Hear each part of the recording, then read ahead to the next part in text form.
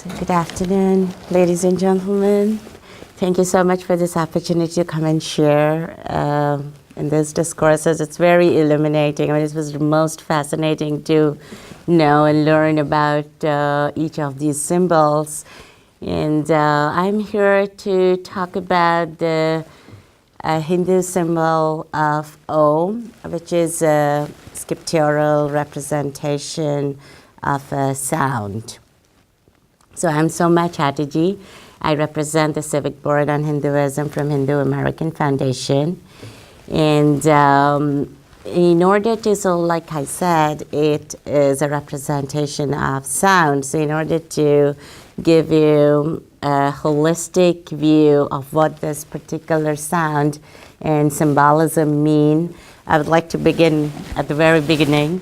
So if you try to imagine the geography of ancient India, you would see that the borders span till about the borders of modern-day Iran, where the ancient Iranians, the Zoroastrians, we had the symbol of the Zoroastrians before. So the Zoroastrians lived till in the southeast till Indonesia. So sometime around 3,500 BC, the Indus Valley civilization evolved. It's the same time frame where the Sumerian or the Babylonian civilization evolved in Iraq, and the Nile Valley civilization evolved in Egypt. So, the scholars of paleography, who kind of reads these ancient scriptures and writings that the archaeologists excavated, have mostly met with a lot of success in deciphering the hieroglyphics that comes from ancient Egypt, and also cuneiform that comes from ancient Sumer or Babylonia. However, they met with a lot of challenge in deciphering the Indic or the ancient writings of the Indus Valley civilization people, because what they say that they were not, the writings were not words or alphabets, but they were sounds.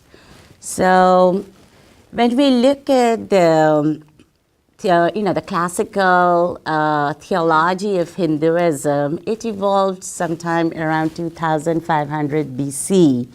And we see that a lot of emphasis was given on oral tradition. So the scriptures were not completely written till about 800 BC. So throughout this time, for thousands of years, people have actually given a lot of importance on chants, and orally, we call it via the medium of Shruti, that is listening, and Smriti, that is retaining it in our memory. So the sound that are supposed to be created via the chanting in collectivity, in unison, are a lot of them are considered very sacred, and this particular symbol that represents the sound of Om is considered to be one of the most sacred and original cosmic sound. So in modern times, as science progressed, we came to this understanding that sound consists of certain components. It consists of energy, it consists of frequency and vibration.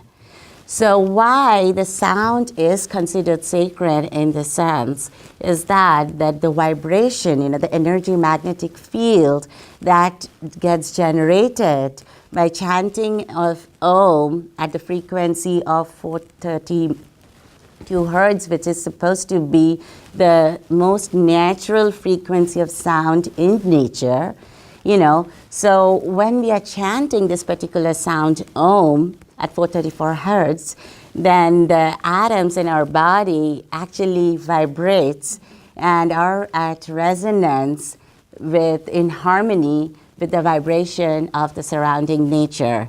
So that atmosphere itself in unison, is conducive for us to engage with divinity.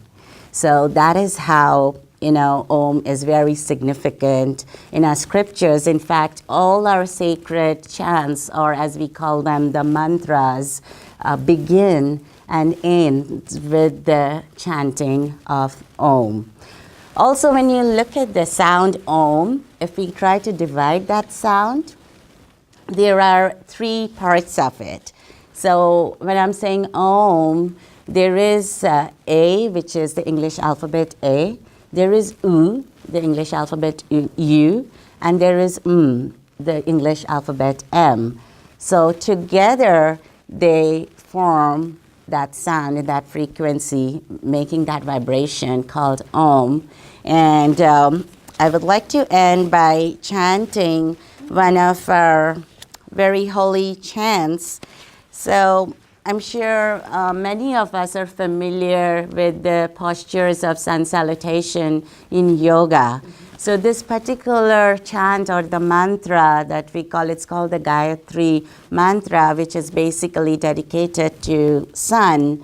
And it basically means the mantra is in Sanskrit, but English translation would be that it's being an ode to the sun for the auspicious sun rays to sanctify our mind and soul and to help us in the process of creation, preservation, and liberation. So I would take your permission to go ahead and chant to just give you an idea how we use Om in our mantra. So I take a deep breath, basically inhale.